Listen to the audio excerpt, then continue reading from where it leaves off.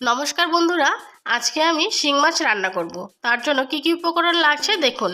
লাগছে গোটা জিরে, দুটো কাঁচা লঙ্কা, লবণ, হলুদ, আদা, আর লাগছে শিং মাছ। শিং মাছ ভালো করে ধুয়ে হলুদ লবণ দিয়ে মেখে নিয়েছি। শিলনোড়াতে আদা, একটি কাঁচা লঙ্কা আর অল্প গোটা জিরে বেটে নেব। এটা বাচ্চাদেরকে খাওয়ালে খুবই উপকার। শিং মাছগুলিতে অল্প হলুদ দিয়ে দেব, কাঁচা লঙ্কা, আদা, জিরে বাটা দিয়ে অল্প লবণ দিয়ে মেখে নেব।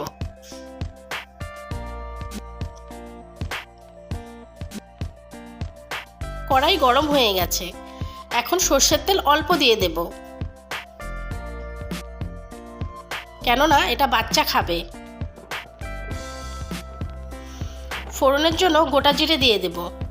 মেখে রাখা শিং মাছগুলিকে ছেড়ে দেব, হালকা সাঁতলিয়ে নেব। সাঁতলানো হয়ে গেছে, অল্প জল দিয়ে আবারও একটু ফুটিয়ে নেব। হয়ে গেছে, এখন আর একটু জল দিয়ে দেব।